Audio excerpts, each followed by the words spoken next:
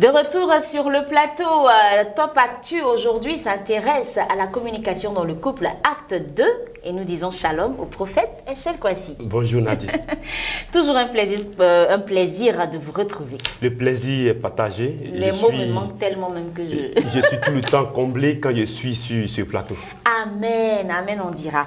Prophète, la fois passée, nous avons parlé de la communication dans le couple. Nous avons eu à énumérer 2 points, la colère et la fatigue. Est-ce qu'on peut brièvement rappeler? On a parlé de la colère et de la fatigue et on a dit que quand monsieur ou madame, par exemple, revient du travail, que on l'a énervé au travail, il y a eu tellement de soucis au travail, il fallait qu'on laisse l'autre souffler, oui. On laisse le partenaire ou la partenaire souffler, ou encore madame s'est tapé un gros boulot à la maison ou encore au travail et qu'elle est fatiguée. Il faudrait simplement laisser l'autre se souffler, se reposer, revenir à de meilleurs sentiments, parce que quand il ou elle est en colère ou encore très fatigué, l'esprit n'est pas disposé et toute communication qui vient à ce moment-là n'est pas bien indiquée et ça peut amener l'un ou l'autre à déraper. D'accord. Aujourd'hui, nous allons poursuivre avec 2 autres points. Oui. On parlera de l'indifférence totale. L'indifférence totale. Ça, c'est une personne qui est différente à tout ce que madame fait.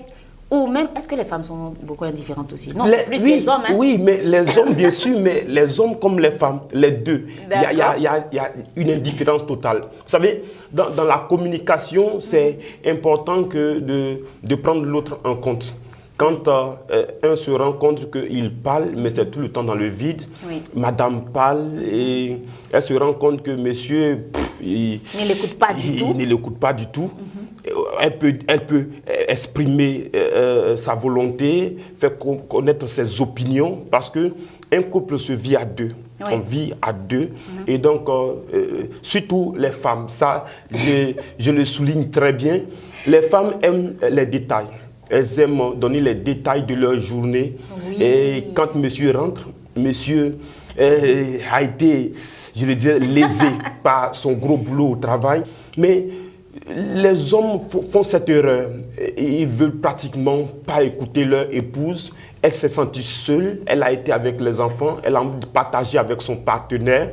Et je vous dis que... indifférent. Je vous dis que dans les débuts du mariage, les premiers mois, ça m'a fatigué un peu. Ah bon? Parce que je vous assure que quand vous rentrez, en tant que pasteur, on s'en va et on fait tellement de choses, oui. Les missions et autres. Quand vous rentrez du travail, elle va vous commencer depuis 6 heures que vous êtes parti.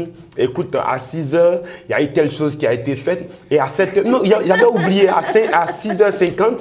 Mais c'est normal. Elle a envie de partager avec son partenaire. C'est normal. Sachez-le bien. Un couple où monsieur et madame ne sont pas amis, dans ce couple-là, la communication est compliquée. Ah, c'est clair. La communication devient difficile. Parce que c'est des amis qui échangent facilement. Un ami a toujours envie d'entendre l'autre. Un ami a envie de savoir comment l'autre va. Et il y a des couples où monsieur et madame ne sont pratiquement pas amis. Ils sont seulement en couple. Ils ne se partagent rien. Et madame se rend compte que chaque fois qu'elle échange avec son homme, il a la télécommande entre ses mains, en train de zapper. Ou le téléphone. Le téléphone, voilà. Avec Facebook aujourd'hui, voilà. Les SMS, madame parle, c'est pas son problème. Oui, c'est pas son problème. Généralement, ça, ce sont les hommes. Je vous assure que ça fait très mal. Ça fait très mal, ça blesse, ça tue l'amour propre et ça amène l'autre à se renfermer. Et c'est une grosse erreur. Vous le disiez bien, mais ce n'est pas seulement les hommes, et même les femmes. Même les femmes, il arrive des moments où elles sont très très indifférentes. Tout ce que monsieur va faire, ça ne l'intéresse pas. Monsieur est en train de partager une idée. Écoute, elle a bien mangé, elle s'est rafraîchie, elle est à l'aise. Donc le reste ne l'intéresse pas. C'est une grosse erreur. Voyez-vous que la communication, comme je le disais tantôt, c'est une chose qui se vit à 2.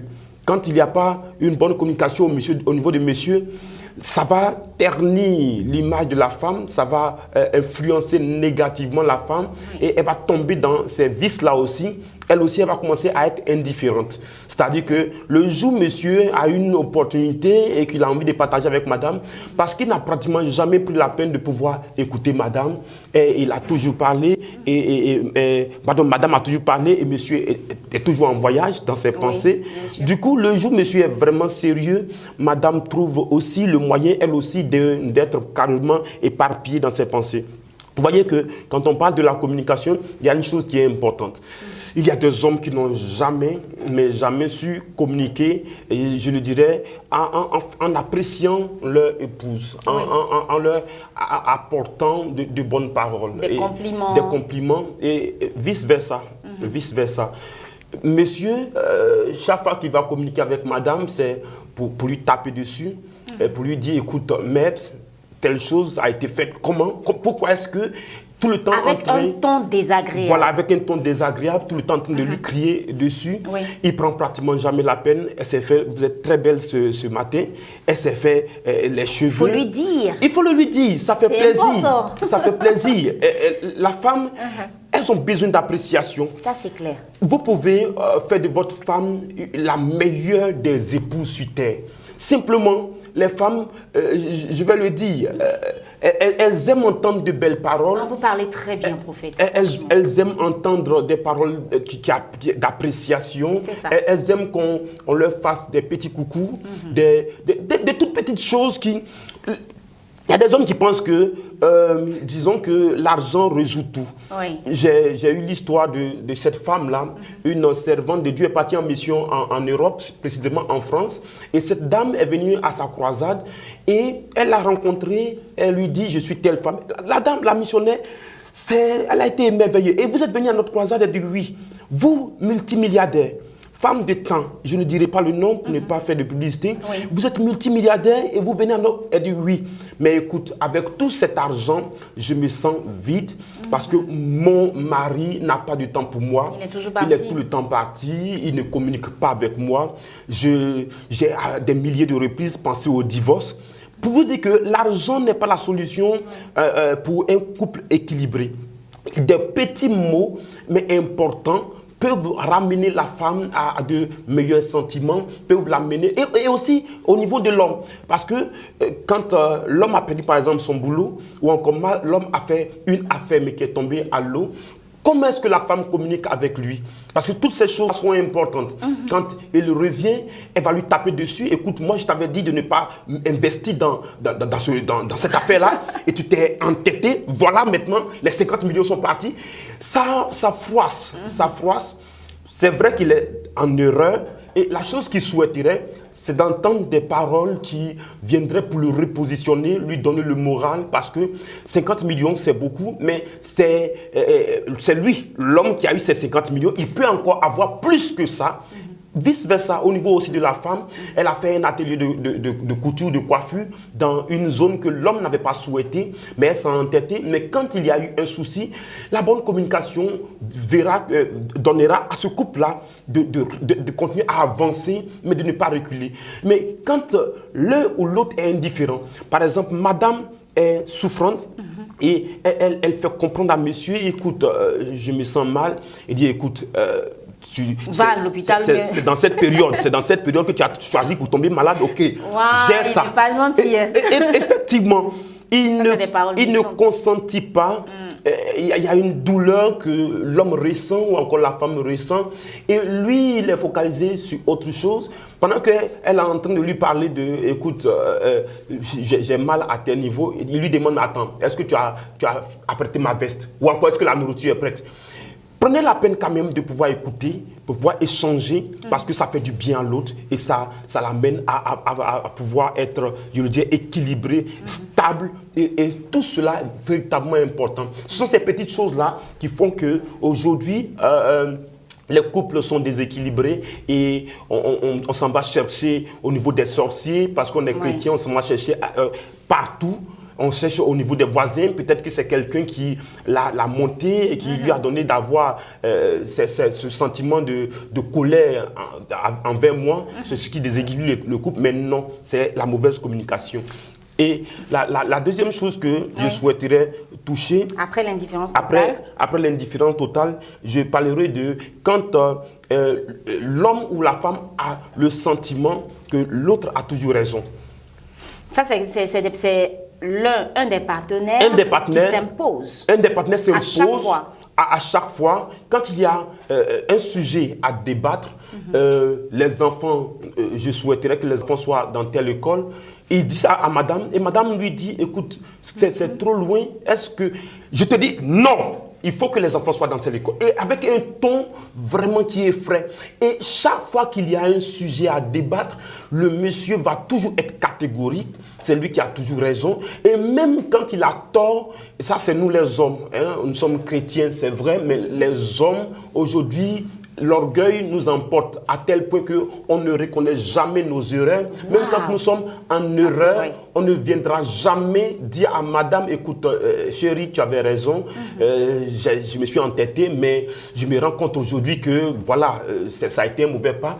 On ne fait jamais cela, et cela donc influence négativement notre couple. Quand monsieur se rend compte que madame est toujours cantonnée sur sa position, madame se rend compte que monsieur aura toujours raison, elle aura toujours tort, à un moment, elle se tait. Elle ne donne plus son opinion. Pourquoi? Parce qu'elle se rend compte que son opinion sera toujours, je dirais, rejetée.